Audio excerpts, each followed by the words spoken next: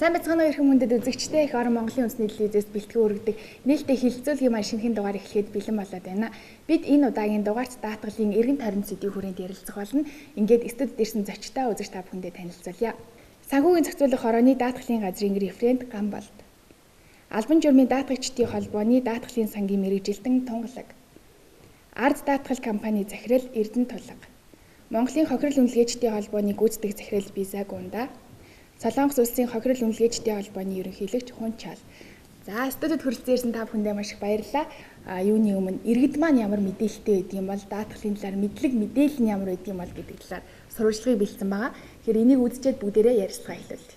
Мэдхгүй ээ. Даатгал гэж яриад идэв шүү дээ. Тэр нь төлөх ёстой юм бол төлөөл явдсан шүү дээ. Төлөхгүй бол торгуул төлөх юм одоо тэгэл. Торгуулаас нь аягаар төлөх юм шүү дээ. Тэрнээс яг даатгалын одоо яг тэр ашиг тусын би бол үтсэн юм алгал байна. Би ч одоо өөрөө төрийн албан агчлаа.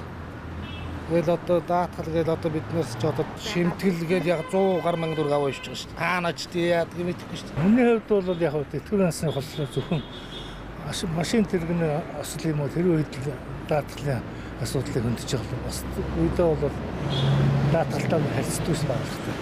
Орон сууц үндс үл хөдлөх хөрөнгөдөр бол нэлээд даатгал их ашигтай юм шиг байна. Ямар ч гэсэн нийгмийн даатгал бол хамгийн түрүү эзэндээ хүрдэг. Уусаа баталгаатай гэж үзэж байгаа. За бусад даатгалын хувьд бол одоо би нэг сайн. Даатгал одоо ямар нэгэн эрсдлээс одоо бидний ашигтай талын тийм юм байх гэж ойлгодог. Жолооч бидэрт бол ашигтай л гэж бодчих.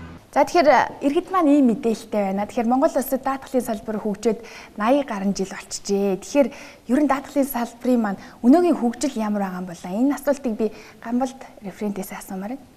За даатгалын салбар анх 1934 онд манай улсад байгуулагдсан. За энээсээ хойш 82 жил өнгөрч байгаа бол энэ бол баггүй хугацаа. Гэхдээ манай улс зах зээлийн тогтолцоонд шилжээд бол 26 жил болж байна. За энэ хооронд бол даатгалын зах зээлийн одоо ямар хөгжих ёстой тэр одоо замаар бол манайх хөгжиж явж байгаа. За мэдээж хэрэг даатгалын салбар бол хөгжсөн орнуудтай бол харьцуулах аргагүй. Манайх бол одоо дэрэгд нь бол хөгжиж байгаа. Одоо анхны л хэдэн жилийнхээ туршлагыг хөрөнгөлүүлж байгаа гэж хэлж болох юм. Өнөөдөр даатгалын салбарт бол даатгалын тухай хууль, даатгалын мэргэжлийн оролцогчийн тухай хууль, албан журмын даатгалын одоо жолоочийн хариуцлагын даатгалын тухай хууль гэсэн энэ гол хуулиуд бол одоо үйлчилж байна. За энээс гадна бол ер нь цаашид бол манайд бол бас даатгалын эрх зүйн зохицуултыг сайжруулах, шинээр бас албан журмын даатгалын хариуцлагын талаар хуулиуд бол шинээр бол батлагдаж гарах бах хөгжлийн явцад. Өнөөдөр энэ хуулиудыг хэрэгжүүлэхийн тулд бол санхүүгийн зохицуулах хорооноос даатгалын багц дүрмийг бол боловсруулж энийг батлан мөрдүүлж байгаа. Нийтдээ бол өнөөдөр бол одоо 60 шахам дүрм журам заавар хэмжээ өнөөдөр даатгалын одоо зах зээл дээр бол одоо мөрдөгдөж ингэж явж байгаа. За цаашид бол ер нь даатгалын салбарт бол анхаарч одоо анхаарлаа төвлөрүүлж ажиллах зүйл бол маш их байна. Өнөөдрийн одоо хилцүүлэгч гэсэн одоо энэ талаар бол нэлээд асуудлыг хөндөж одоо энэ тал дээр бол мэргэжлийн хүмүүс бол санал бодлоо солилцсноо гэж ингэж ойлгож байна. За тэгэхээр ард даатгал бол одоо Монголын ууган даатгалуудын маань нэг байгаа. Тэгэхээр одоо ингээд бид нар бичлэгээ үзлээ шүү дээ. Иргэдийн мэдээлэл нэг юм дутмаг ийм байгаа. Тэгэхээр даатгагч, даатгуулагч хоёрын хоорондын харилцаа ямар байдгийг юм бол үүсэж байгаа асуудлууд юу байдгийг юм бол энэ тал дээр та мэдээлэхгүй. За яг сая иргэдээс одоо ярилцлага авсан байна шүү дээ даатгалын талаар. Ер нь одоо даатгалын боловсролын асуудал бол хаана маш чухал асуудал болж хөндөгдөж байгаа сүүлийн жилүүд. За даатгалын хувьд бол одоо төлөвлөгөө зардлаа хянах ийм нэг одоо эрсдлээс сэргийлэх юм механизм. За дэлхийн мэдээж өндөр хөгжилтэй орнууд бол энэ механизмыг маш сайн одоо ашигладаг. За манай улсын хувьд бол жолоочийн даатгалын тухай хууль батлагдсанаас хойш иргэд бол даатгалын тухай мэдээлэл нь эрс дээшилсэн. За мөн одоо даатгалын одоо ямар зах зээл вэ гэдгээс хамаарч хүмүүсийн мэдлэг мэдээлэл тэр хүрээгээр хязгаарлагддаг. Тухайлбал одоо байгууллагын түвшинд компаниуд аж ахуйн нэгжийн түвшинд бол тэд компанийнхаа тий өөрсдөө одоо байгууллага аж ахуйн нэгжийнхээ эрсдлээс эргэлгүүднээс маш олон төрлийн даатгалыг авч одоо үйлчлүүлдэг. Иргэдийн хувьд бол за банк санхүүгийн байгууллагаар үйлчлүүлэхдээ одоо зээлтэй холбоотой даатгал ч юм уу тий зээлийн барьцаат хөрөнгө за зээлийн төлбөрийн тасалж гэдэг юм ингээд маш олон төрлийн бас эртэл одоо жижиг төрлийн даатгалуудаар үйлчлүүлдэг. Жолооч нарын хувьд бол жолоочийн даатгалын тухай хуулийн дагуу бас даатгалаар үйлчлүүлдэг. Ер нь бол иргэд болгон ер нь тодорхой ямар нэгэн хэмжээгээр даатгалтай холбоотой одоо үйл ажиллагаанд оролцдог гэсэн үг.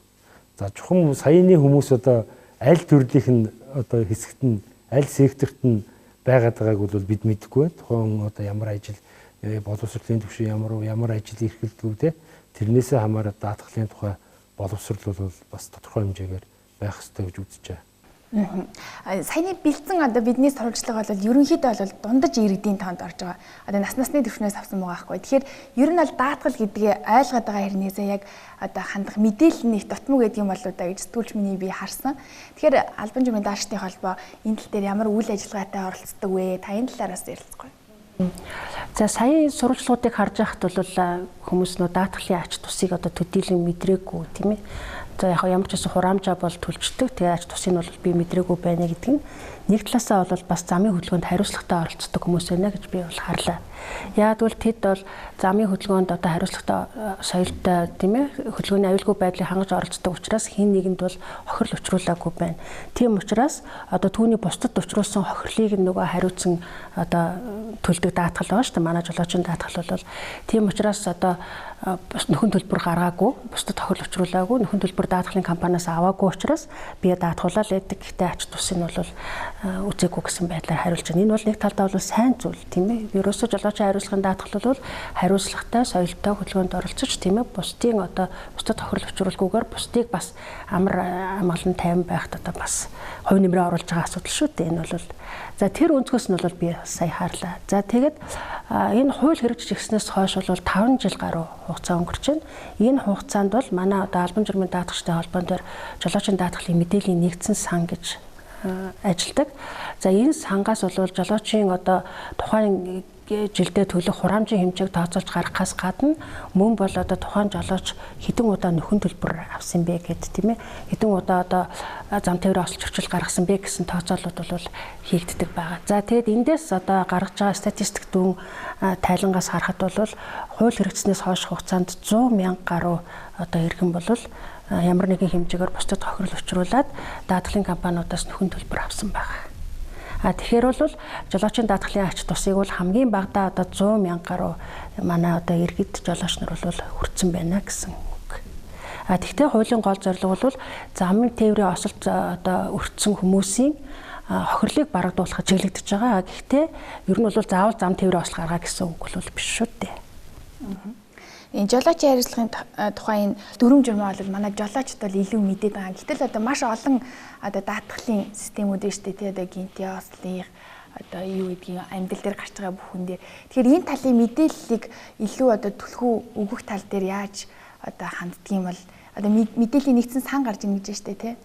Энэ бол яг зөвхөн жолоочтой чиглэгдсэн үү? Тэгэлгүй яг ер нь албан журмын даатгагчдын холбоо бол жолоочийн даатгалын тухай хуулийн хэрэгжилтийг л одоо хангахад чиглэгдсэн юм үүрэг хүлээж байгаа төрийн бас байгууллага байгаа. Тэгвэл ер нь бол энэ жолоочийн даатгалын тухай хууль хэрэгжиж эхлснээр манай иргэдийн бол даатгалын боловсрол бол хавьгүй дээшилсэн. Ер нь бол даатгалын компани хүмүүс бол зөвхөн компани бол зөвхөн одоо хураамж авдаг тийм ээ. Тэгээ эргээд бол бидэнд бол одоо нөхөн төлбөр олгохдоо хойрог байдаг. Ер нь өгдөггүй гэсэн ойлголт бол маш түгээмэл байсан. Харин энэ хуулийн одоо гол зорилт бол тээврийн хэрэгслийн өмчлөгч заавал даатгуулах ёстой. Түүнийг бусдад хохирол учруулсан тохиолдолд нь бол нөхөн төлбөрийг нь одоо бас заавал барагдуулах ёстой гэсэн ийм зарчим үйлчилж байгаа учраас тэгээд энэ одоо хуулийн гол ач холбогдол бол хүмүүс бас даатгалын талаар эерэг ойлголттой болж тийм ээ нийгэмд бол бас даатгалын боловсрол төлөвшөж байгаа бол сайн тал байгаа. Цаашид бол бас энэ даатгалыг ерөөсөө энэ зах зээлийн нийгэмд бол даатгал бол одоо хувь хүний хэрэглээ болох талаас нь бол бас чиглэгдсэн олон ажлуудыг хийх шаардлага байгаа л да. Өөрөө чинь сая дурдсан тэр гинтийн ослын даатгал одоо бусад нөгөө тэр бизнесийн таслалын даатгал эднэр бол даатгалын одоо сайн дураараа хүн өөрөө одоо очиж даатгуулдаг тийм ээ, өөр бүтээгдэхүүнүүд байгаа. Монгол улсд бол зөвхөн жолоочийн хариуцлагыг л албан журмаар даатгуулж байгаа. Өөрөөр хэлбэл заавал даатгуулах хэрэгтэй. Тэгэхээр тунгалаг мэргэжилтний ярианаас хохирол гэдээ гараад ирлээ тийм ээ. Тэгэхээр хохирол үнэлгээчдийн холбоо бас байдгаа. Тэгэхээр яг ямар чиглэлээр үйл ажиллагаа явуулдаг вэ? Хэр одоо энэ даатгалын компаниудтайгаа уялдаа холбоотой ажилтдаг вэ? За нэмээд асуухад бас ард иргэд ер нь хохирол одоо өөр дээр нь учирсан тохиолдолд одоо даатгалт хамрагдъя. Хохирлыг би яаж одоо үнэлүүлэх ёстой гэдэг нэг асуулт гарч ирээд идэг тийм. Энэ тал дээр та дэлгэхгүй юу? Тийм ээ. Тэгэхээр энэ хүн төрөлхтөн нийтээрээ маргааш юу болох вэ? Нөгөөдөр юу тохиолдох вэ? Ирээдүйд ямар хуу байдал тохиолдох вэ гэдгийг урдчсан тааварлаж мэдэх боломжгүй. Тэгтэл бид бүхэн бүгдээрээ хүн төрөлхтнөөрөө маргааш сайхан амьдран, ирээдүйд аз жаргалтай, эрүүлэнх, сайхан одоо амьдрнаа л гэсэн ийм хүсэл мөрөөдөл тэмүүлэлтэй амьдрдаг. Зүгээр гэвч заримдаа таагүй зүйл тохиолдож одоо тэр мөрөөдөл нь биелэхгүй болох одоо санхүүгийн болон бие эрхтний, амь насны янз бүрийн одоо хохиролд учрах таагүй зүйл байгаа юм л да. Тэгэхээр өнөөдөр нэг ялангуяа энэ хүн амын нягтршил нэмэгдсэн, замын хөдөлгөөний нөхцөл байдал одоо машин тээврийн хэрэгслийн тоон нэмэгдсэнээс хамааруулаад за магадгүй нөгөө хөдөлмөрийн аюулгүй байдлынхаа дүрм журмыг зөрчсөн, за магадгүй зарим хүмүүсийн хариуцлагагүй үйлдэлүүдээс за мөн гэмт хэргийн улмаас энэ хохирол гарах асуудал ийм одоо боломж болцоо байгаа. Тэгэхээр энэ бол бодиттой байгаа зүйл. Тэгэхээр эдгээр зүйлсийг бол бид нэр ерөөсөө эрсдэл гэж ойлгоод байгаа. Ер нь энэ эрсдэл бол энэ эрсдлийн хохирлын асуудал бол хилж ирэхгүй, хийсч ирдэг хэн нэгэн дээр л хизээнэгт ирэх одоо тийм нөхцөл бүрдээд байна шүү. Та бүхэн эрсдлээс сэргийлэх ёстой, хамгаалах ёстой гэдгийг бол хүн болгон л мэдчихээн тийм ээ. Тэгэхээр ийм нөхцөлд яах вэ гэхээр бид энэ эрсдэл гэдэг нь одоо ирээдүйд болж таарлаж магадгүй, тохиолдож магадгүй. Гэхдээ бидний хүсээгүй тийм таагүй зүйлийг л эрсдэл гэдэг байгаа шүү дээ. Энэ эрсдлээс зайлсхийх хэрэгтэй. Энийг даван туулах хэрэгтэй. Тэгэхээр энэ дээр бол нэгдүгээрт хувьхан аж ахуйн нэгж байгууллагууд дотооддоо өөрсдөө тэр хөдөлмөрийн аюулгүй байдлаа хангаж, за тэгээд дүрм журмаа биелүүлж, сахилга хариуцлагатай, ёс зүйтэй тийм ээ. Өөртөө байгаа. Жишээл жолоочдоор л ярихад замын хөдөлгөөнийхөө дүрмийг сайхан баримталж тийм ээ аюулгүй байдлаа хангаж зорчих ёстой. За иймэрхүү одоо асуудлууд байгаа юм. За хоёрдугаар асуудал нь бол энэ эрсдлийг даван туулах хоёрдугаар хэлбэр бол нэгдүгээрт нь дотооддоо юм шүү дээ хүн эрг аж ахуйн гэж. Хоёрдугаар хэлбэр маань бол өөрсдийнхөө ирээдүйд гарч болцсошгүй энэ хохирол эрсдлийг бусдад одоо шилжүүлэх маягаар. Тэгэхээр энэ шилжүүлэх гэдэг асуудал өнөөдрийн бид бүхний ярианы гол сэдэв болох даатгалын асуудал байна. Өөрсдийнхөө ирээдүйд гарч болох одоо таагүй зүйлсийг одоо бусдад шилжүүлж одоо даатгуулж явна л гэсэн үг байна. Тэгэхээр энэ даатгалын асуудал дээр одоо хамгийн одоо дэлхийн нийтээр л ер нь одоо энэ эрсдэл, энэ хүндрэл, бэрхшээлийг даван туулах хамгийн гол одоо асуудал нь даатгал юм байна гэж ойлгож байгаа. Манай иргэд маань бас мэдээлэл дутуу байх шиг харагдж байна л да. Дутуу байгаа. Иргэд маань бас төдийлөн системтэй даатгалын тухай боловсрол олгогдохгүй байна. За даатгалын байгууллагын бид ч гэсэн бүгдээрээ даатгалын салбарт ажиллаж байгаа хүмүүс бид нар ч гэсэн ард иргэдтэй аль болохоор зөв ойлголт, эерэг сэтгэл төрүүлж явахгүй байна. Ер нь даатгалын систем нь өөрөө итгэлцэл дээр явдаг асуудал. Тийм учраас энэ итгэл хаана төрдгөө гэхээр бодит зүйл, үнэн зүйл, харилцан биенийхээ эрх ашигыг хүндэлсэн ийм л үед л одоо тэр итгэлцэл гэж явдаг. Тэр итгэлцлийн цаана энэ даатгалын байгууллагууд бол даатгалын салбарт ажиллаж байгаа байгууллагууд. Даатгалын салбар гэдэгт мэдээж даатгалын байгууллагууд орж байна.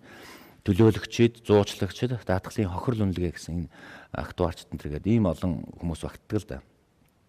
Тэгэхээр энэ бодит үнэн зүйлийн цаана одоо юу яригдах вэ гэхээр нөгөө даатгалын харамсалтай эрсдэл бодитоор бий болоод хохирол учирч штэ. Даатгалын тохиолдол гэж байгаа.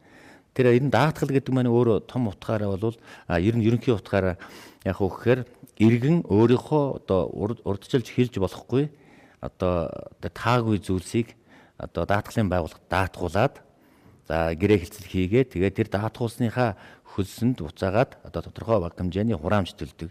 Эргээд даатгалын байгууллага нь тэр даатгалын тохиолдол хохирол үүсгэхэд тэн дээр одоо тэр хохирлыг даван туулах тэн дээр хэсэгчлэн буюу бүрэн бүтэн болгох энэ чиглэлээр л ажиллах хэрэгтэй. Хамгийн одоо хүндрэлтэй одоо хэлэн хүмүүст нэлээд яригддаг асуудал энэ даатгалын хохирлын асуудал, үнэлгээний асуудал байдаг. Тэгэхээр энэ хохирол үнэлэгч маань гэдэг нь одоо манай Монгол улсын хувьд бол энэ санхүүгийн зохицуулах хорооны тусгай зөвшөөрөл олгогддог. Өнөөдрийн байдлаар санхүүгийн зохицуулах хорооноос 29 компани тусгай зөвшөөрлөө аваад энэ хохирлын үнэлгээ хийж явж байгаа. За хохирол үнэлгээний манай энэ хүмүүс маань одоо даатгалын болон даатгалын бус хохирлын үнэлгээ гэж байна л дээ. Тэгэхээр өнөөдөр даатгалын хохирол үнэлэгч гэдэг энэ хүн маань өөрөө ер нь маш ёс зүйтэй хүн байх хэрэгтэй. Ер нь үнэлгээ гэдэг өөрөө их том утгаараа харах юм бол нийтийн эрх ашигын төлөө байдаг. За тэгээд нийгэмд шударга ёсыг тогтоох, үнэн бодит зүйлийг тогтооход хамгийн чухал хэрэгсэл. Нэг ялангуяа даатгуулагчийн итгэлцлийн одоо гүүр гэж хэлж болохоор ийм одоо үр гүйцэтгэх. Тэгэхээр энэ дээр манай хохирол үнэлэгчдийн холбоон дээр энэ 29 компани, 25 компани нэгдэж үйл ажиллагаагаа явуулж байгаа. За хохирол үнэлэгчдийн холбоо маань энэ одоо хохирлын үнэлгээтэй холбоотой, энэ даатгалын хууль тогтоомжуудтай холбоотой энэ дүрм журмыг сайжруулах. За дээрэс нь манай энэ үнэлгээний салбарт ажиллаж байгаа хөрөнгийн үнэлгээч, даатгалын хохирол үнэлгээч энэ мэргэжилтнүүдийн боловсролыг сайжруулах.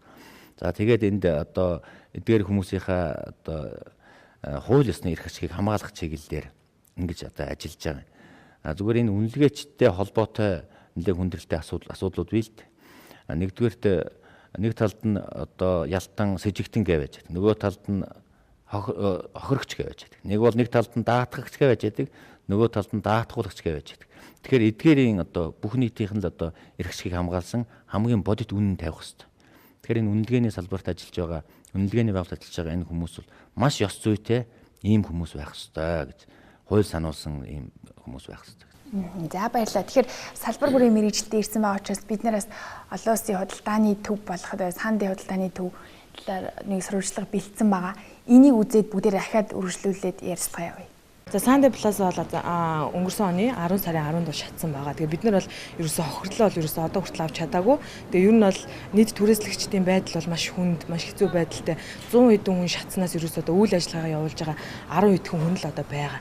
Тэгээ ер нь бол бусад хүмүүс нь бол бүгд л дампуураад гарсан гэсэн үг л дээ. Миний хувьд бол ерөөсөө даатгалт бас хамрагдаж чадаагүй байгаа. Тэгээд зарим нэг хүмүүс нь бол хамрагдсан баг. Тэгээд ихэнх хүмүүс бол ер нь дийлийнх нь хамрагдаагүй байсан. Тэгээд ихэнх хүмүүс бол хохирлоо ер нь бол юу яаж чадаагүй авч чадаагүй. Даатгалт хамрагдсан хүмүүс нь л хохирлоо авсан баг. Тэгэл даатгалт хамрагдсан байсан бол бид нар өнөөдөр тодорхой хэмжээний бас хохирлынхаа мөнгийг авах байсан. Тэгээд өнөөдөр даатгалт хамрагдаж чадаагүйгаас болоод бид нар бас ийм байдалтай. Энэ талын мэдээлэл бас бид нарт айгүй хомс байсан гэж бодож байна. Даатгалт ер нь хамрагдаагүй байсан. Нэг ч хүн байхгүй байсан. Шүүгийн шийдвэр гараагүй байна л да. Шүүх хурлаа 2 удаа хойшлоод эцнэр 20 хэдэн жилч даатгал зөвлөлөө. Тэгэхээр манайд одоо ийм байгаа юм л одоо энэ давхарч их олон төрөлсөж байгаа юм. Тэгэхээр ийм даатгалын мөнгийг гаргах юм компани байх юм Монгол юм чадaltaй компани байдаг болов. Бид нар ч одоо өөрөө хөдөлмөр хэрэглэж байгаа юм чинь өөрөө л даатгална тий. Тэгээд одоо энэ гал гарснаас хойш заавал даатгал хийгээд даатгалтай. Би бол зүгээр лангууны даатгалтай байсан. Барааны бол даатгал байгаагүй. За энэ бодит жишээн дээр та бүхэнээс юу гэж хариулах вэ? Одоо яг энэ зардлыг гаргачихаар даатгалын компани байна уу гэж иргэд маань асууж штт те. Энэ дээр та тайлбарах уу? За энэ дээр даатгалын компаниуд бол хохирлыг нөхөн төлөх боломжтой. За чухам одоо нийт ичнээн түрээсгч байдгийн хэдэн даатгал хамрагдсан талаар бол би бол мэдээлэл алга. Даатгалын хураамжийн төлөх одоо бололцоо байгаа юу гэвэл бизнес эрхлэгчд бас байгаа. Даатгалын хураамжийн хэмжээ бол сүүлийн жилүүдэд нэлээд багассан. За даатгалын хураамжийн хэмжээг хуучин бол санхүүгийн зохицуулах орноос дээд доод хязгаар гэж тогтоож ирсэн. Одоо бол тэгж албан ёсоор тогтоохоо болцсон. Энийг бол даатгалын компаниуд өөрсдөө ер нь одоо актуар тооцооны үндсэн дээр хураамжуудыг одоо үндсэн хураамжуудыг бий болгож тогтоож одоо зах зээл дээр хэрэгжилж байгаа. За даатгалын компаниуд өөрснөө ер нь бол Монголын одоо даатгалын зах зээл дээр нийтдээ нэг 15 компани үйл ажиллагаа явуулж байгаа шүү дээ. За эд бол яг дэлхийн одоо бусад өндөр хөгжилтэй орнууд, бусад орнуудтай харьцуулахад Монголын даатгалын компаниуд бол жижиг. Гэхдээ даатгалын компаниуд өөрсдийн одоо дотоод менежментийн үйл ажиллагааны хүрээнд өөрсдөө бас давхар даатгуулдаг ийм үйл ажиллагаа явуулдаг. Тэгэхээр ер нь манай Монгол улсад нийтдээ одоо даатгалын хураамжийн хэмжээ нэг 100 гаруй тэрбумын хураамжийн одоо хэмжээтэй байдаг гэдэг. Энэний үнэлгээ бол одоо энийг хураамжийн хэмжээг ойролцоогоор одоо нэг 0.3-аас одоо дээшээ одоо 0.8-9 хооронд гэж тооцож үзэхэд бол тэнтэй харьцуулсан тооцоогоор үнэлгээ бол нэмэгдэх ёстой. За даатгалын компанид хэдийгээр жижиг гэсэн одоо өндөр хөгжилтэй олон улсад үйл ажиллагаа явуулдаг одоо давхар даатгалын компаниудад өөрсдийгөө бол даатгуулдаг. Тэгэхээр яг нь Монголд бол томоохон хохирлууд бол бас нэлээд хэд гарч ирсэн шүү дээ. Одоо галын хохирлууд. Тэрийг бол манай дотоодын компаниуд шууд утгаараа өөрсдөө даахгүй ч гэсэн давхар даатгалын компаниас одоо дамжуулж одоо давхар даатгалын компаниар төлөөсөн юм туршлагууд бол байгаа. За яг манай компанийн хувьд бол ийм жижиглэн худалдаа эрхлэгчийн одоо даатгалын үйл ажиллагаатай холбоотой хохирлуудыг бол саруул зах гэж байдаг шүү дээ. Саруул төв гэж. Тэнд бол бид бас нэлээд хэдэн тооны худалдаа эрхлэгчдийн хохирлыг бол барагдуулж исэн. За иргэд одоо манай бизнес эрхлэгчд одоо худалдаачд бол голчлон даатгалын тухай танилцуулаад одоо борлуулалт хийх үед бол төдийлөн оншоож авч үздэггүй. За ямар хэрэгтэй гэсэн байдалтай ингээд өнгөрөөдөг те авч ээлждэггүй. Хохирол тодорхой хэмжээний нэг хохирол гарсны дараа бол даатгуулах байжтэй гэдэг юм уу те. Тэрийгээ бол бусдаас одоо бурууг хайх магтай ийм уур амьсгалын хөвчлэн гаргадаг. Гэхдээ одоо бол орчин үед бол мэдээллийг ямар цугаар ямар жаргаар олж авах юм бүрэн боломжтой болсон. За харамсалтай нь яг манай улсын хувьд 10 жилийн одоо боловсролын системд даатгалын талаар бол төдийлөн ойлголт байдгүй л дээ. Ихтэй сургуулиудын хувьд бол харьцангуй даатгалын хичээл юмнууд бол үздэг баг тий. Тэгэхээр энэтэй холбоотой ер нь иргэдийн даатгалын боловсролыг нэмэгдүүлэхэд одоо чиглэсэн үйл ажиллагааг төрийн зүгээс ч юм уу одоо даатгалын компаниудын зүгээс илүү өргөн хүрээнд одоо хуцтай авч үзэх хэрэгтэй юм байна. Санхүүгийн боловсрол зөвхөн даатгалынхаар заалгахдаггүй. Санхүүгийн боловсролын хувьд ч гэсэн бас ялгаагүй байх гэж бодож байна. Тэгэхээр төрийн зүгээс даатгалын компани зүгээс өөрсдийнхөө боломжийн хэрээр одоо даатгалын тухай мэдээллийг ард иргэдэд түгээж аваад бол одоо өнөөдрийн нэвтрүүлгийн нэг хэсэг нь байх гэж бодож байна да. Тэгэхээр яг энэ хохирлын асуудал дээр энэ худалдааны төв сүүлийн үед нэлээ их одоо гал гарах болсон шүү дээ. Тэгэхээр энэ дээр эрсдлийн нөхцөл байна л гэсэн үг. Өөрөөр хэлбэл тэнд галын аюулгүй байдал хангахгүй байна гэсэн үг. За тэнд одоо юу гэдэг дүрм журм биелэгдэхгүй байна гэсэн үг шүү дээ. Тэгээд дээрээс нь дэмжих нөхцөл нь байгаа. Тэнд одоо шатах, хурдан түргэн одоо галыг дэмжих жишээлбэл гал гарлаа гэхэд хуванцаар нөгөө нийлэг материалтай одоо зарж байгаа вараанууд чинь бүгдээрээ л одоо галыг улам дэмжээл явчих асуудал шүү дээ. Тэгэхээр энэ худалдааны төвүүд гэлтгүй энэ албан байгууллагууд бол энэ эрсдлийн нөхцлүүдээ бол энэ багасгах чиглэлээр сайн ажиллах ёстой. За ард иргэдээс авах бол одоо бас энэ юун дээр ч гэсэн яригдчихл байсан шүү дээ. Манай худалдаа эрхэлдэг хүмүүс ч гэсэн одоо сүүлийн үед нэг пинкшүүгийн лаа гэдэг нэг айхтар зүйл ашигладаг. Тэгээд тэрийг ингээд тавьчихвал тэр өдөртөө ч юм уу ашиг орлого нэмэгддэг энэ тэргээ тэр бол жишээл галын гарах эрсдлийн нөхцөл нь шүү дээ, үндсэн нөхцлүүд. Тэгээ ингээ явагдаад байна. Яг энэ сандын худалдааны төв дээр бол манай Монголын хохирлогчдын холбоо тодорхой мэдээлэлтэй байгаа. За энэ хүмүүс маань нөгөө нэргэсний дараа хасгар өгчээр хөөрхөн минь одоо энэ даатгалын ач тусыг мдээгүй байж одоо хохирсон хоноо даатгуулдаг байжээ гэж ойлгож байгаа. Тэгэхээр даатгалын бус хохирлын асуудал яригдж байгаа энэ дээр. Тийм учраас энэ эрүүгийн хэрэг үсээд энэ шүүх хуралдаан одоо 26-28 дээр яригдж байгаа юм байна. Тэгэхээр энэ бол өөрөө харамсалтай хэрэг. Тийм учраас энэ ард иргэд маань энэ даатгал хамгийн чухал шүү. Энэ худалдааны төвүүд тэгээ өшөө шатах тэсрэг дэлбэрэх бодистой ийм газрууд бол энэ галын аюулгүй байдлын эрсдлийг л хамгаалж явах хэрэгтэй юм байна.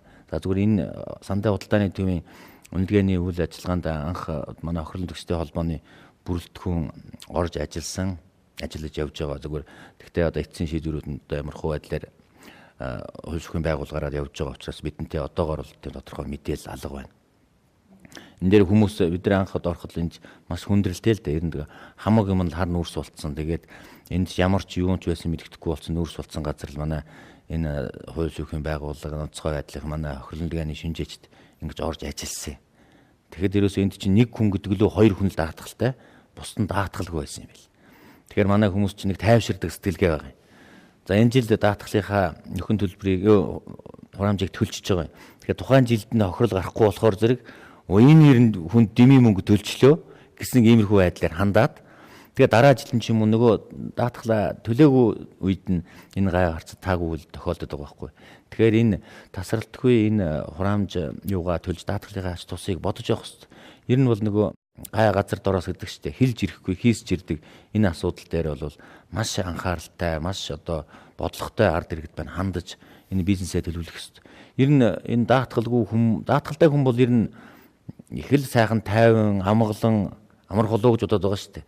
Ер нь даатгалгүй тэгэл нөгөө худалдааны төв маань одоо шатчдаг болов яадаг бол нэг бол миний зарах гэсэн бараа шатчдаг болов яадаг бол тэндээ мөнгө төгрөгөө тавьчихсан гэл. Ингээд санаа зовоол хэцүү шүү дээ. А зүгээр даатгалсан нөхцөлд тэр хүн бол маш сайхан сэтгэл амгалан амьдрч болох нь шүү дээ. Тэгэхээр зэрэг амар тайван амьдралын төлөө бас сагдаа байдаг бол бас даатгалын систем байна бас энэ чиглэл рүү бас их зөв үйлдэл хийж байгаа тийм. За тэгэхээр Солонгос улсын хохирол өмлөгчтэй холбооны ерөнхийлөгч Хунчаал манай студид хүрэлцэн ирсэн байгаа. Тэгэхээр ер нь одоо танаа улсад хохирлыг одоо яаж үнэлдэг, яаж гаргадгийг за магадгүй манад ирчээд одоо зарим нэг мэдээллүүдийг авч авах энэ тал дээр та бидэнд мэдээлэл өгөөч. Би Монголд 3 дахь удаага ирж байна. Манай улсад хохирлыг барагдуулахдаа аваар осол гарсан тохиолдолд хамгийн түрүүн хохирол үнэлгээний компанид ханддаг. Дараа нь усаас зөвшөөрөгдсөн даатгалын компанид даатгуулсан бол даатгалын компаниас нөхөн төлбөрийг олгодог. Монголд даатгалын салбар улам илүү хөгжөөсэй. Цаашдаа Монгол Солонгос улс даатгалын салбарын чиглэлээр холбоотой ажиллахад бэлэн байна. За баярлалаа. Тэгэхээр Монголын даатгалын салбарыг бас хөгжүүлэх гээд явж байгаа хүмүүс өнөөдөр манай студид хүрэлцэн ирсэн байгаа. Тэгэхээр бид нэр өнөөдөр алдаа оноогоо ярьж бид нэр юун дээр алдаад байгаа, юун дээр одоо алдаагаа засах юм бол цаашаа хөгжих бол гэдэг юмыг ярилцгаад бид нэр цовлорсон байгаа. Тэгэхээр ер нь даатгалын эргэн тойронд тулгамдж байгаа асуудлууд юу байна вэ? Яг одоо энэ зүйл дээр одоо бид нэр одоо гацаад байна ч гэдэг юм уу, нэгдсэн бодлого гэж нэг юм байна уу? Санхүүгийн зохицуулах хороо. Санхүүгийн зохицуулах хорооны хувьд бол ер нь даатгуулагчийн эрх ашигыг юуны төрөн хамгаалах ийм зорилготой байгуулагдсан байгууллага. За даатгуулагчийн эрх ашигыг хамгаалах гэдэг бол нэг талаас бол даатгуулж байгаа иргэд аж ахуйн нэгж байгууллагуудын санхүүгийн боловсрол, даатгалын боловсролыг дээшлүүлэхэд анхаарах хэрэгтэй юм байна. За өнөөдөр манайд бол одоо санхүүгийн боловсрол, даатгалын талын боловсролыг бол тун одоо шаардлага хангах хэмжээнд бол хүргэж чадахгүй байгаа. Энэ бол ерөөсөө манай боловсролын системтэй холбоотой байна. Энд бол хөгжсөн орнуудад бол одоо жишээ нь бага ангиас нь хүүхдүүдэд санхүүгийн боловсролын одоо анхны цагаан толгойг бол заагаад явцдаг. Бүр ихтэй сургуульд бол санхүүгийн чиглэлээр бол бүр хичээл ордог. Энэ дотор нь бол даатгалын чиглэлийн одоо мэдлэг боловсрол олгох анган шатны одоо мэдлэгийг одоо энэ сургуулийн системээр боловсролын системээр дамжуулж олгодог. Манайд бол харамсалтай нь бол өнөөдөр бол тийм зүйл алга байна. Одоо тусгайлан одоо даатгалын санхүүгийн одоо ангидал суралцсан оюутан сурагчид л одоо тусгайлан одоо ийм чиглэлийн мэдлэгтэй болж байгаа болохоос биш нийт одоо ард иргэд бол ер нь энэ зар сурталчилгаа энэ л одоо чиглэлээр одоо даатгалын талаар мэдээллийг бол олж авч байгаамаа. За дэлхийн бусад оронд бол ерөөсөө даатгалын хүртээмжтэй бүтээгдэхүүн, хүртээмжтэй даатгалын талаар бол ярьдаг болсон. Энэ нь бол ерөөсөө санхүүгийн хүртээмжтэй үйлчилгээний хүрээнд даатгалын одоо хүртээмжтэй одоо үйлчилгээ хүргэнэ гэдэг ийм одоо концепц явж байгаа. Энэ хүрээнд бол одоо энэ Азийн бүс нутгийн орнуудын төвшөнд нэлээд их хэмжээний одоо сургалт явагдаж байна. Хамтарч одоо туршлага солилцож байна. За энэнд бол одоо санхүүгийн зохицуулах хороо мөн адил оролцоод явж байгаа. За бусад орнуудаас ингээд харахад бол ер нь ард иргэдэд чиглэсэн хувь хүнд одоо айл өрхөд хүрсэн ийм даатгалын бүтээгдэхүүн дээр бол онцгойлон анх гарч ингэж ажилладаг юм байна. Ингэснээр бол хүн болгон одоо даатгалын талаар бол тодорхой мэдлэгтэй даатгалын үр шимийг бол одоо хүртэж чаддаг юм байна. Манайд бол энэ даатгалын одоо хөгжлийн түүхээс аваад үзэх юм бол энд бол хувь хүн гэхээсээ илүү аж ахуйн нэгж байгууллага корпорац одоо ийм томоохон одоо даатгалын гэрээ байгуулдаг ийм одоо практик тогтсон. Энэ нь бол одоо тэгээд уламжлалт даатгалын одоо ийм бүтээгдэхүүн болоод ирсэн. Тэгэхээр энэ даатгалын одоо 15 компани маань бол энэ одоо уламжлалт даатгалынхаа бүтээгдэхүүн дээр л одоо голж анхаарад хоорондоо бол одоо өрсөлдөд идэг. Энэ ард иргэд рүү чиглэсэн энэ өргөн хүртээмжтэй ийм даатгалын бүтээгдэхүүнийг одоо цаашд бол хөгжүүлж энийг нэвтрүүлэхэд бол илүү одоо анхаарч ингэж хоорондоо бол өрсөлдөх юм бол даатгалын одоо энэ үр ашиг тусыг бол илүү олон одоо айл өрх иргэн бол хүртдэг болох юм аа. Энэ чиглэл дээр бол одоо санхүүгийн зохицуулах хорооноос даатгалын мэрэгжлийн одоо байгууллагуудтай мөн одоо манай боловсролын системийн байгууллагуудтай бол цаашд бол хамтарч ажиллахад бол онцгойлон анхаарах нь зүйтэй байгаа. За ард иргэд маань бол хамгийн их ойртож ажиллаж байгаа нь бол мэдээж даатгалын компаниуд байгаа тийм ээ. Тэгэхээр та бүгдэд тулгамдж байгаа ямар асуудлууд байна? Эргүүлээд даатгагч даатгуулагч хоёрын хооронд одоо нэг тийм нэг жоохон зөрүү гараад идэв чинь нэг зөрчилч гэдэг юм уу? Нэг үл ойлголцол ч юм уу мэрсэр гараад идэг. Энэ тал дээр мэдээлэх үү? За даатгалын одоо борлуулалтын хүрээнд ард иргэдэд ер нь одоо даатгалын компаниуд гэрээ зарж байгаа шүү дээ. Ер нь гэрээ зарсан тохиолдолд бол ард иргэд маань тухайн гэрээтэйгээ одоо даатгалын гэрээ, даатгалын полиси, даатгалын баталгаач гэж нэрлэдэг. Даатгалын гэрээтэйгээ маш сайн танилцах хэрэгтэй. Тэгэхээр тэр гэрээ маань ямар одоо хуулийн орчинд ямар одоо агуулгатай байна гэдгийг иргэд маш сайн судлах хэрэгтэй байна. Гэрээгээ үзээгүйгээс болоод одоо тухайн ямар нөхцөл болцол тохирцсон байгаа нэ тэрнтэйгээ сайн танилцаагүйгээс болоод даатгуулагч даатгалын компани хооронд маргаан үүсдэг. За мөн одоо хүмүүс даатгалын нөхөн төлбөр авахдаа одоо материал бүрдүүлж өгдөг. Энэ дээр бол төвөгшөөдөг. Зарим нэг материалын дутуу одоо гаргаж дутуу өгөхгүй байх тохиолдол бий. Өгөхгүй мөртлөө охирлоо нэг хэмжилдэг. Охирлоо олго өгөхгүй байна та нар гэж ингэж нэгдэг. Ер нь бол даатгалын компаниуд сүүлийн жилүүдэд нөхөн төлбөрийг бол маш сайн төлж байгаа. Ялангуяа жолоочийн хариуцсан даатгал дээр. Гэтэл бол энэ дээр яагаад одоо зарим нэг тохиолдолд маргаан үүсэт байна гэхээр одоо тухайн нөхөн төлбөрийг авахд материал бүрдүүлэлт хийж өгөх хэрэгтэй байдаг. Тухайлбал одоо охирлыг баталгаажуулсан баталгаа буюу одоо шуурхай албыг газар дээр нь дуудаж охирлыг баталгаажуулах хэрэгтэй. За мөн тухайн охирлыг хэмжээг нь тогтоосон үнэлгээ хийх хэрэгтэй. За хэрвээ охирол баталгаажуулалт байхгүй бол замын цагдаагийн газар дээр төрийн байгууллагаар тэр охирлыг нотлуулах хэрэгтэй. За мөн одоо тухайн машиныхаа одоо охиролд орсон зүйлийнхээ бичиг баримтыг өөрөө эзэмшигч нь мөн гэдэг бичиг баримтуудаа нотолж гаргаж өгөх хэрэгтэй. За мөн одоо тухайн газар дээр авсан фото зураг байвал тэр юмудаар ингээд хангаж өргөдөл бичиж өгөх хэрэгтэй. Тэ? Энэ материалуудыг бүрдүүлж өгөхгүй тохиолдолд даатгалын компаниуд бол нөхөн төлбөрийг төлөх ямар ч боломжгүй байдаг. Тухайлбал одоо банкнаас иргэд зээл авахдаа тодорхой хэмжээний материал бүрдүүлж өгдөг тийм ээ. Гэтэл зээл хэрвээ тэр зээл материал бүрдүүлж өгөхгүй банк зээлээ олохгүй. Ингээд бол хүмүүс банкыг зээл олохгүй байх гэж хинч уурладаг шүү дээ бохомддгүй тийм. Гэтэл даатгалын компанид материалаа гүйцэд өгөөгүй дутуу өгсөн тухайн хохирол нь нотлогдохгүй ч юм уу тий одоо цагдаагийн тодорхойлолтонч байхгүй за эсвэл үнэлгээч байхгүй ийм дутуу материал өгснөөс болж маргаан үүсдэг энэ дээр. Яг энэ үнэтэй холбогдуулаад хэлэхэд ер нь бол иргэд даатгуулж байгаа бол даатгалынхаа тэр тухайн компани ямар компани даатгуулж юу ямар төрлийн бүтээгдэхүүнээр даатгуулж юу гэдгээ сайн мэдрэх хэрэгтэй. Жолоочийн хариуцсан даатгалаар даатгуулчаад өөрийнхөө машинд одоо учирсан охирлыг төлөвлөнө гэж явж байгаа жишээ дээ. Энэ бол хоёр өөр төрлийн даатгал байдаг тийм. Нэг нь одоо тээврийн хэрэгсэн даатгал буюу өөрийн машинд учруулах өөрийн одоо машинд учирсан охирлын тээврийн хэрэгсэн даатгалаа. Бусдын өмнө бусдад учруулсан охирол жолоочийн хариуцсан даатгалаар төлөвлөдөг. Тэгэхээр энийгээ бол иргэд бас маш сайн ялгаж мэдэх ёстой. Тийм юм байна шүү. За тэгэхээр ийд хөрөнгө эрүүл мэндээр хохирчоод идэг тэр үтгээл одоо амь нас ирсэн байна гэсэн тохиолдол гарах юм бол үүнийг одоо хохирол үнэлгээчид маань үнэлдэг үү? Энэ манай улсад ер нь хэрэгждэг вэ? Би яг даатгалын эргэн тойрон гээ нэвтрүүлэг хийгээ явж байхад танай холбоо энэ дээр их ажиллаж байгаа. Энэ нас нэг тулгамдж байгаа асуудлын нэг байгаа. Бид нар амь насаа одоо яаж одоо үнэлдэг юм бэ? Энэ надад бас өөрт маань их сонин содон байна л да. Тийм. Тэгэхээр манайд одоо жишээлбэл жолооч зам тээврийн одоо ослог гэмтэл боллоо бид нэр тээврийн хэрэгслээ охирлыг барагдуулж болж байна тийм ээ.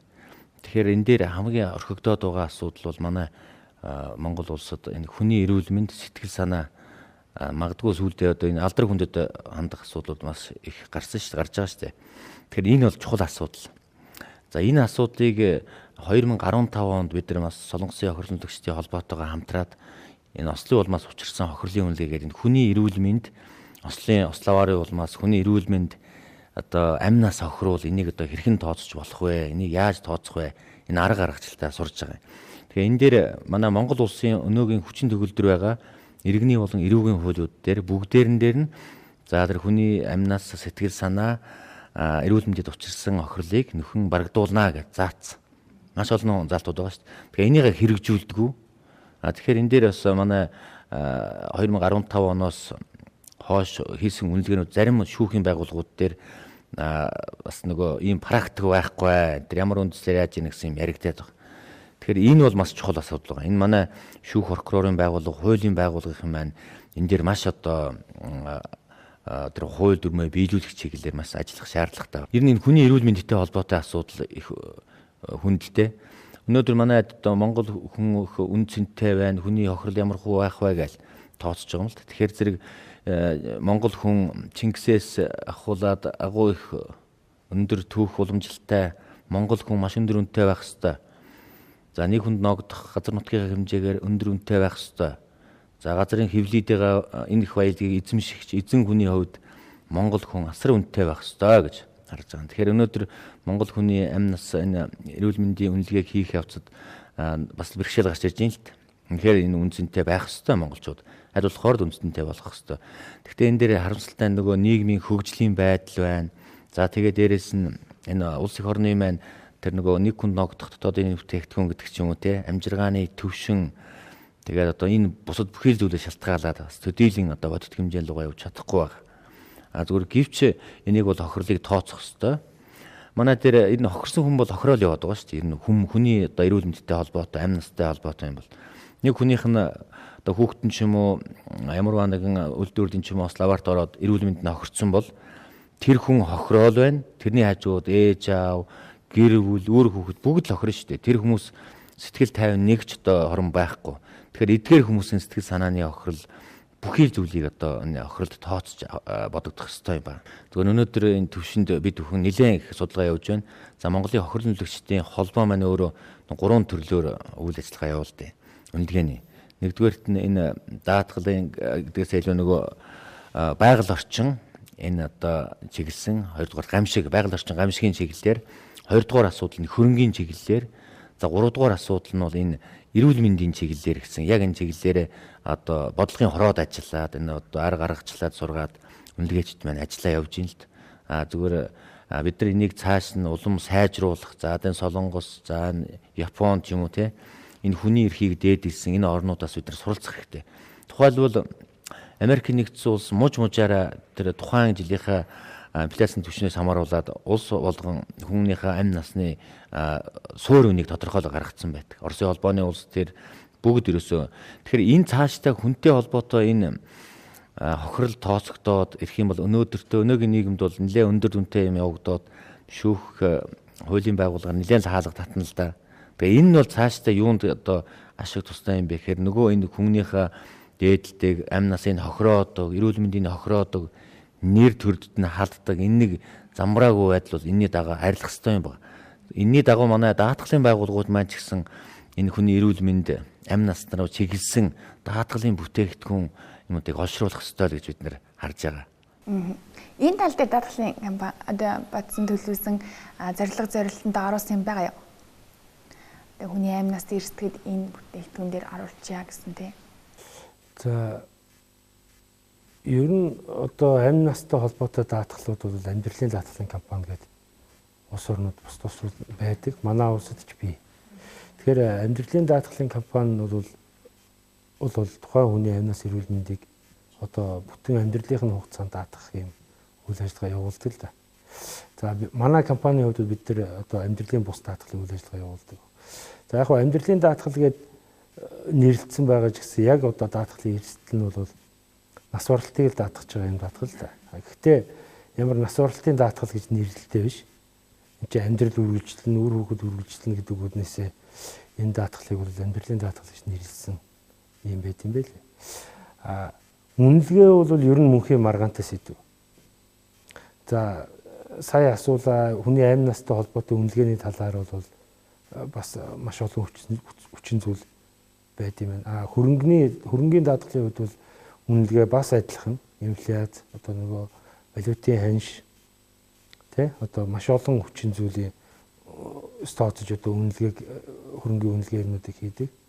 За хохирлын дараа гарсан үнэлгээний асуудал бас даатгалын компаниуд бол бас хугацаа тавьжээ. Яагаад гэхээр за жолоочийн хариуцсан даатгал түгээмэл учраас энэ дээр жишээ авъя л да. Бусдын машиныг одоо гэмтээчлэх тухайн машиных нь сэлбэгийг Монгол улсад хийдэг юм нэг ч байхгүй. За Монгол улс ч өөрөө том импортлогч орн болцсон тий.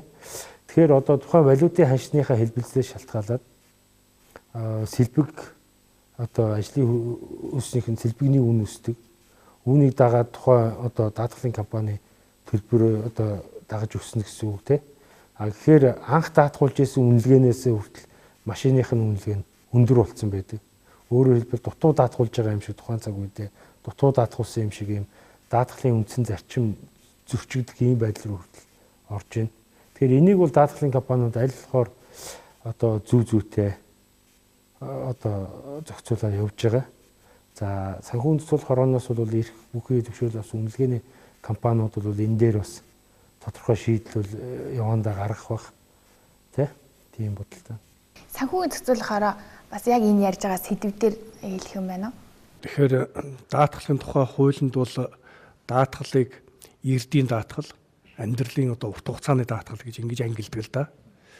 Тэгэхээр манай хуулийн дагуу бол даатгалын компани бол одоо зөвхөн эрдийн даатгалын үйл ажиллагаа эрхлэх, аль эсвэл урт хугацааны одоо амьдралын даатгалын үйл ажиллагаа эрхлэх ийм одоо тусгай зөвшөөрөл авдаг. За санхүүгийн зохицуул хорооноос бол эрдийн даатгалын үйл ажиллагаа эрхэлдэг 15 компани байгаа. Амьдралын урт хугацааны даатгал эрхэлдэг үйл ажиллагаа эрхэлдэг нэг л компани бай. Тэгэхээр энэ хооронд бол бас нэлээд зохицуулт нь өөр л дөө. Дүрм журм тавигдж байгаа шаардлага ч гэсэн өөр. Тэгэхээр түрүүн бас энэ Эрдэнэ тулгаа бас хэлчлээ л дээ. Амьдралын даатгал бол ер нь бол энэ бүхий л одоо урт хугацаанд тэр хүний эрүүл мэнд амь настай холбоотой даатгалын үйл ажиллагааг явуулж идэг. За эрдийн даатгал дээр бол энэ бол одоо гинтийн осол эмчилгээний зардлын одоо энэ даатгалыг л эрхэлдэг. Тэгэхээр гинтийн осол эмчилгээний зардал маань бол ер нь голцвол 1 жилийн хугацаатай даатгал байдаг. Тэр урт хугацааны амьдралын даатгал маань бол бүр одоо хугацаад бүхий л одоо амьдралын турш гэсэн ийм бас ялгаатай. Ийм бүр 10 20 жил бүр тэрнээс цааш насан туршийн одоо ийм даатгал байдаг. Тэгэхээр амьдралын даатгал бол манайд бол төдийлэн сайн хөгжиж чадаагүй. Одоо энэ даатгалын зөвшөөрөл авсан амьдралын даатгалын ганцхан компани байгаа гэдгээс л харахад бол ер нь манайд бол цаашд бол амьдралын даатгал хөгжих асар их том орон зай бол байгаа нь л харагдаж байгаамаа. За хөгжсөн орнууд бол амьдралын даатгал, эрдийн даатгалын хоорондын харьцаа бол ер нь бараг 50-50% байдаг. Манайд бол одоо амьдралын даатгал нь бол одоо дөнгөж одоо 4-5% байх жишээтэй. Тэгэхээр цаашид бол ер нь бол амьдралын ийм урт хугацааны даатгалын үйл ажиллагааг бол одоо төрөөс дэмжиж энэ даатгалын үйл ажиллагааг цаашид бол өшөө одоо олон нийтэд ард иргэдэд одоо хүргэх тал дээр бол илүү одоо зохицуулалт шаардлагатай байна гэж ингэж ойлгож байгаа. За манай орнд тэгэхээр хүний эрүүл мэндийн үнэлгээг яг яаж хийдэг юм бэ? Тэгэхээр энэ хүн болгон харьцангуй харилцан адилгүй өөр байна. Ямар мэрэгжил боловсралтай хүн байх уу, за эрэгтэй хүн байх уу, эмэгтэй хүн байх уу, хэдий насны хүн байх уу, жишээлбэл ямар оюуны өмч эзэмсчээсэн байх уу тий. Өөрийнх нь одоо онцгой одоо уран зураг зурдаг гэдэг ч юм уу барилга тусгай юм шаардлага хангасан одоо оюуны одоо жишээлбэл саяхан нэг залуугийн одоо эрүүл мэндийн үнэлгээ хийхэд тэр хүн 13 оюуны өмчийн гэрчлэгээтэй энэ одоо ийм залуу байгаа шүү дээ. Тэгэхээр энэ олон зүйлүүдийг харгалзан үз. Тэгээд дээрэс нь нөгөө одоо амжиргааны доод түвшин, хүн амын одоо нэг хүн доогдох дотоодын бүтээгдэхүүн тийм ээ, инфляцийн түвшин энэ зэргийг харгалзаа тооцож байгаа юм. Жишээлбэл хүний амь нас эрүүл мэндийн одоо энэ үнэлгээ бол нөгөө нэгдүгээрт нь хүний амь нас эрүүл мэндийн үнэлгээ явагдах нь байна. Хоёрдугаарт нь хүн амь нас эрүүл мэндээ алдснараа цаашид ямар боломжуудыг алдсан бай гэдгийг тооцох хэрэгтэй. Тэгэхээр энэ хоёр зүйлийг нийлж тооцож байгаа. Өнөө энэ жилийн 2016 оны хувьд бол суур үнийг ярьж байгаа шүү дээ. За хүний одоо эрүүл мэндийн суур үн 50 сая орчим одоо ингэж тооцогдож гарсан байна. Тэгэхээр энэ бол нөгөө дотоодын бүтээгдэхүүн бусад одоо 4-5 одоо орны энэ эрүүл мэндийг үнэлэх арга аргачлалыг одоо харьцуулан судалж ээж ийм одоо дүн гарсан баг. Тэгэхээр одоо Монгол хүний үнэлгээ хийх эрүүл мэндийн үнэлгээ хийхэд суур үнэ 50 сая төгрөг байх нь шүү дээ. За мэдээж одоо өндөр ур чадвартай, өндөр одоо ашиг орлого олдог байсан хүн бол бас нэлээд өндөр үнэтэй байх нь байна тийм ээ. Ямар сургууль төгссөн, цэргийн алба хаасан уу, хаагаагүй юу те. Бүхий зүйл хөдөлмөрийнхөө чадварыг хэдэн хувиар алдсан. Бүх зүйлийг шалтгаалж энэ үн тогтоогдож байгаа. Зүгээр энэ жилийн хувьд бол ийм үнэтэй байдаг. Жолоочийн хариуцлагын даатгал дээр одоо тунгалаг мэргэжилтийн ярих байх л та. Тэн дээр ч гэсэн эрүүл мэндийн асуудал бас тусгагдсан явж байгаа. Ер нь даатгалын системд байна өөрөө хүний эрүүл мэнд амь настай холбоотой жишээл зөвхөн амьдралын нас барсан тохиолдол олгодог асуудал явагдаж байгаа шүү дээ. Зүгээр эрүүл мэндийн даатгалын асуудал бол нөгөө бидний нийгмийн даатгалын хүрээнд явагдаж байгаа. Гэхдээ энэ бол цаашдаа яг хүний эрүүл мэндийг нөхөн сэргээхийн зардал болж чадж гин үгүй юу? Энэ одоо бас бэрхшээлтэй. Нэг настай одоо 60 гарсан насны эмэгтэй хүн хөлөө бэртээсэн адам тээврийн осолд ороод за тухайн хүн бол өөрөө нэлээд одоо гадагш дотгошоо яваад хөөцөлдөөд эрүүл мэндээ буцаж нөхөн сэргээх талаар нэлээд явсан байдаг. Тухайн хүний одоо эрүүл мэндийнх нь одоо алдагдсан үнэлгээ бол жишээл 15 онд хийсэн баха 90 сая төгрөгөөр гарч ирж байгаа. Тэгэхээр зэрэг энэ хүн одоо Монгол хүний дундаж наслалт хүртэл орж ирж тооцогдно.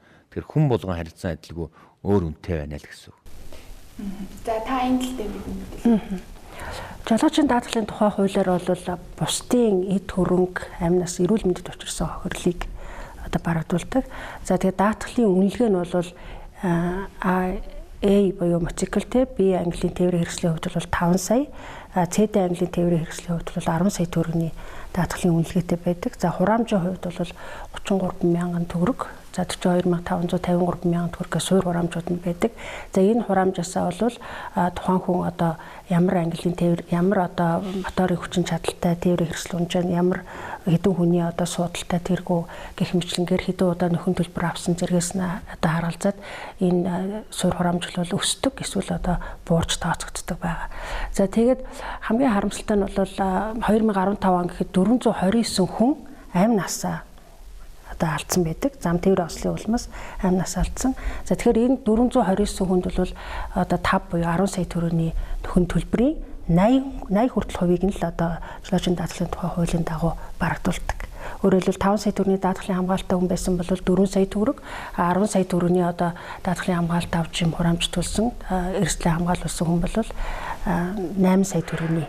Үүнээс давсан хэсэгт нь бол жолоочийн даатгалын тухай хууль үйлчилдэггүй. Энэ бол бусад одоо хуулийнхаа хүрээнд шийдэгдэж явдаг. Тэгээд үнэлгээнийх нь асуудал нь бол маш их одоо маргаантай, бас их эргэлзээтэй тийм ийм асуудал байдаг. Яг бол Монгол хүн одоо өнөөдөр амь насных нь үлгээг бол одоо л энэ жил буюу өнгөрсөн жилээс л одоо тогтоож эхэлж байна шүү дээ, хурал үнэлэгчтэй холбооноос. За зарим тохиолдолд бол манай даатгалын компаниуд янз бүрээр одоо бас шийдвэрлээд явдаг тохиолдлууд бол бий. Гэхдээ хизээч одоо бас мөнгөөр хэмжигддэг эрүүл мэнд амь нас гэдэг бол бас байдаггүй, тийм ээ, хөгддөггүй гэдгийг бол ойлгох хэрэгтэй. За тэгээд жолоочийн даатгалын тухай хуулийн хамгийн гол зорилго бол бас энэ зам тээврийн ослыг бууруулахад чиглэгдэж байгаа.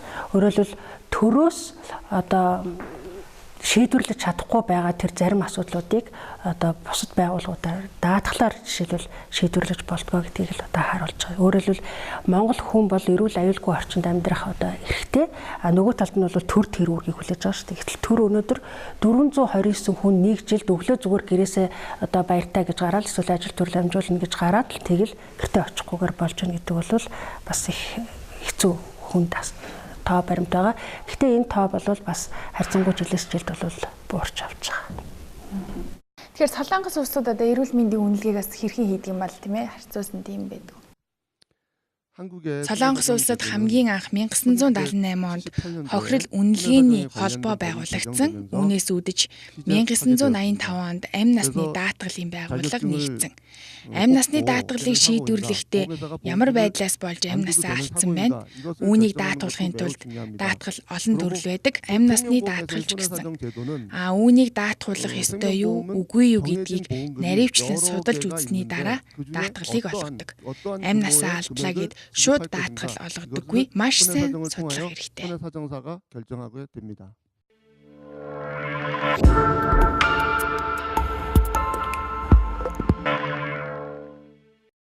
Эх орон Монголын үндэсний телевиз дээр сувгаад харуулсан бол бид яг энэ цаг мөчид даатгалын эргэн тойрон сэдвийн хүрээнд ярилцаж байна. Тэгэхээр бидний ярилцах цаг ерөнхийдөө дуусах төгч байна. Тэгэхээр даатгалын эргэн тойронд бид болж байгаа болоод болохгүй байгаа асуудлуудаа ярьж байна. Тэгэхээр цаашдын хөгжлийн гарц яг юу вэ? Энийг та бүхэн бүгд салбар бүртээ тайлбарлаад өчтөө. Миний хувьд бол одоо хөгжлийн гарц бол мэдээж боловсрал. Ялангуяа даатгалын боловсрлоо хүн болгон бас одоо анхаарах хэрэгтэй байна. Энэ бол одоо ганцхан одоо тухайн бизнес эрхлэгчтэй ажил олгогч компани эзэд захирлуудаас илүүтэйгээр ард иргэд манаас өөрснөө хувь хүн болгон бас даатгалын тухай одоо уншиж мэдж судалж ойлгох юм одоо хэрэгцээтэй байна л гэж бодож байна. За таны хувьд. Тэгэхээр бид бүхэн энэ нэгдүгээрт нь хууль эрх зүйн орчин сайжрах хэрэгтэй. Одоо өнөөдрийн түвшинд хэрэгжилж байгаа хүчин төгөлдөр хууль журмуудын хүрээнд үйл ажиллагаа явуулж байгаа. Гэхдээ хэдий ч одоо сайжруулах юмнууд их байна. Жишээлбэл жолоочийн даатгалын тухай хуулийн 16-гийн 1 байгаа. Даатгалын байгууллага үнэлгээний компани 3 хоногийн дотор томилно энэ төр гэдэг. Гэх мэтчлэн энийг сайжруулах зайлшгүй юм шаардлагууд бий.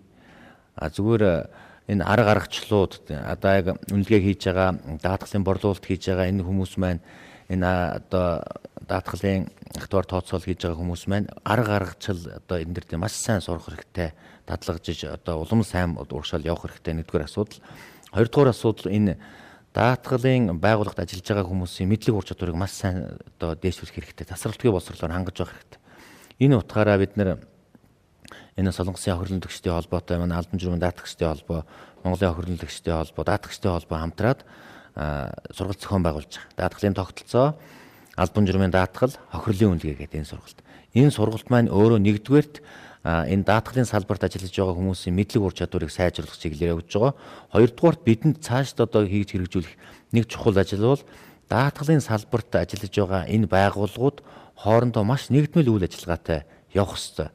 Өөрөөр хэлбэл даатгалын салбар маань Монгол гэр юмаа гэвэл энэ даатгалын одоо даатгалын байгууллагын энэ зуучлагч, төлөөлөгч тийм ээ, даатгалын компани, хохирол үнэлгээ, албан журмын даатгал гэдэг энэ бүгдээрээ нэгдэж ээж нэг ун хан тоонд болж ээж нэг гэр болно гэхээс биш бид бүхэн тус тусдаа одоо үйл ажиллагаа явуулаад байх юм бол төдийлөн одоо ард иргэдтэй даатгалын ашиг тусыг ойлгуулж даатгалын хөгжлийг урагшны болохгүй гэж харж байгаа. За гурав дахь асуудал мэдээж дөрөв манай орцогч нар маань нэлээд дурдсан энэ даатгалын тухай иргэдийн боловсролыг сайжруулах ёстой. Энэ чиглэлээр нэгдсэн одоо мэдээлэл өгдөг ард иргэдтэй одоо энэ суртал ухуулга одоо тийм ээ энийг одоо ойлгуулж таниулах ажлуудыг сайн хийж ирэхтэй. За энэ дээрээс мөн энэ мэрэгжлийн байгууллагууд холбоодыг одоо маш сайн дайчилж ашиглах хэрэгтэй.